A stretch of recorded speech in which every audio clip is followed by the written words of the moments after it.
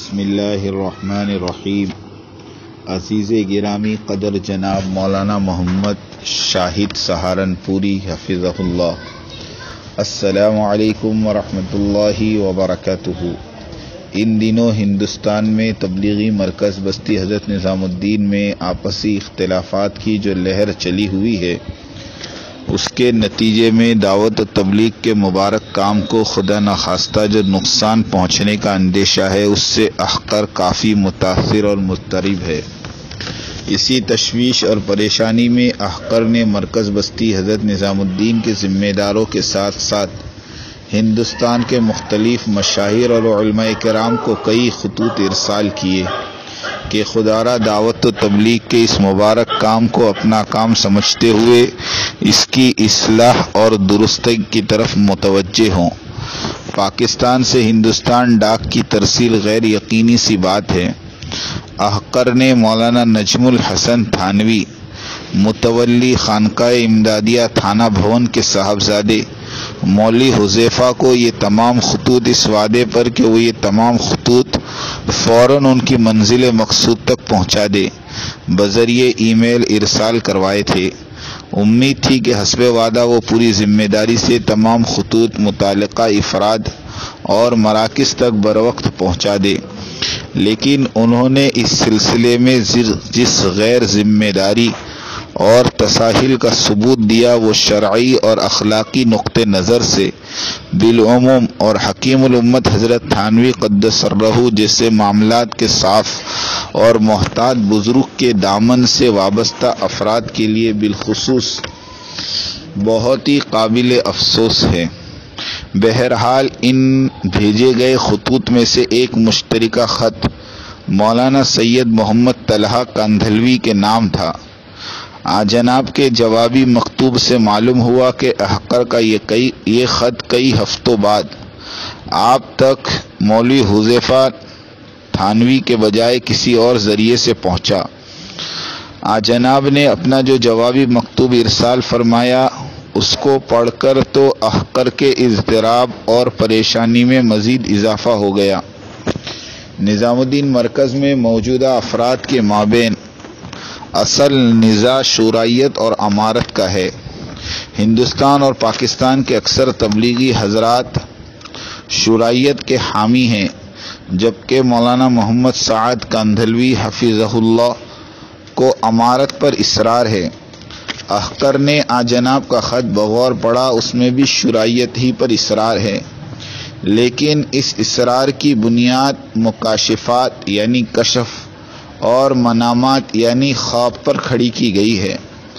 احقر نے جب سے یہ تحریر پڑھی ہے، اسی وقت سے یہ سوچ بار بار پریشان کر رہی ہے کہ حضرات اہل سنت دیوبند سے وابستہ بلکہ ان سے براہ راست فیض یافتگان کس طرف جا رہے ہیں۔ ہمارے مسلک کا تو اختصاص ہی یہ ہے کہ باب وحی بند ہو جانے کے بعد اب فیصلے اخلاص کے ساتھ کتاب و سنت، اسباب و قرائن اور دلائل اور اجتہاد ہی کی بنیاد پر کیے جائیں گے۔ مکاشفات اور منامات حجت مطمئنہ ہے جو فقط بشارت یا انذار کا کام دے سکتے ہیں۔ اگر معاذ اللہ دعوت و تبلیغ کے نظم کو اس طرز اور انداز کا خوگر بنا دیا گیا تو یہ مبارک کام کس نہج پر چل پڑے گا؟ پھر کیا کسی غلطی پر گرفت اور صحیح کام کے رخ کا تعین ہو سکے گا؟ جو ہی کسی غلطی پر کوئی گرفت ہوگی یا اسباب و قرائن کی بنیاد پر کوئی فیصلہ ہوگا تو اس کے خلاف فوراً کوئی مکاشفہ پیش کر دیا جائے گا۔ سوال یہ ہے کہ رسول اللہ صلی اللہ علیہ وسلم کے انتقال کے بعد حضرات صحابہ رضی اللہ تعالی عنہم میں اختلافات ہوئے اور نوبت باہم جنگوں تک بھی پہنچی۔ وہاں تو کسی نے اپنا مکاشفہ نہیں سنایا، نہ کوئی فیصلے خوابوں کی بنیاد پر ہوئے۔ نیز آپ جانتے ہی ہیں کہ اب سے کچھ عرصے قبل پاکستان کے تبلیغی مرکز رائے ونڈ میں مکاشفات کی بنیاد پر کام کس خطرناک رخ پر چل پڑا تھا۔ کتاب اور سنت کے محدود مطالعے کی حد تک احقر کا میلان امارت کی طرف ہی ہے۔ بے شمار احادیث میں رسول اللہ صلی اللہ علیہ وسلم نے امیر کی اطاعت کا حکم دیا ہے اور امیر کی اطاعت سے روگردانی سے منع فرمایا ہے۔ آپ جیسے فاضل کے سامنے ان احادیث کا نقل کرنا ہرگز مناسب نہیں۔ شورا بہت ضروری ہے لیکن وہ امیر کے لیے ہوتی ہے۔ شورا جتنی مضبوط اور اس کے ارباب جتنے متدین اور فاضل ہوں گے وہ امیر کو اسی قدر سیدھا رکھ سکیں گے۔ اسی ذمہ داری کو سیدنا صدیق اکبر رضی اللہ تعالی عنہ نے اپنے خطبہ خلافت میں فَإِنْ أَحْسَنْتَ فَعَيْنُنِي وَإِنْ زَاغْتَ فَقُومُونِي جیسے فصیح اور بلیغ الفاظ میں بیان فرمایا۔ حضرت ابو بکر رضی اللہ تعالی عنہ کا یہ ارشاد گرامی آج بھی ہمارے لیے مشعل راہ ہے۔ لہذا بعض تبلیغی دوستوں کا یہ کہنا کہ امارت کا مطلب یہ ہے کہ دعوت و تبلیغ کے عالمی کام کو فقط ایک فرد یعنی امیر کے ذہن اور مزاج کے تابع کر دیا جائے، درست معلوم نہیں ہوتا۔ شورا اور ارباب حل و عقد اسی لیے تو ہوتے ہیں کہ اچھے کاموں میں امیر کی حوصلہ افزائی کریں اور غلط کاموں میں اسے سیدھا کر دیں، اور اگر خدا نخواستہ صورتحال بالکل ناقابل اصلاح ہو جائے تو اسے امارت سے معزول کر دیں۔ بہرحال احقر کی نظر میں بغیر امیر کے شورا کا قیام ایک محمل سی بات معلوم ہوتی ہے۔ احقر نے یہ سوچ کر آپ کو اور مولانا طلحہ صاحب کاندھلوی حفظہ اللہ کو خط بھیجا تھا کہ آپ حضرات اس تنازع کے تصفیے کے لیے عملاً اور فعال کوشش فرمائیں گے، لیکن آپ کا مکتوب تو سراسر جانبداری محض شورائیت کی حمایت کا مظہر ہے، جبکہ مولانا محمد طلحہ صاحب کا جو تبلیغی احباب کے نام ناصحانہ مکتوب انٹرنیٹ کے ذریعے مشتہر ہوا اور احقر تک بھی پہنچا، وہ پست ہمتی اور شکست خوردگی کی ایک بیان مثال ہے۔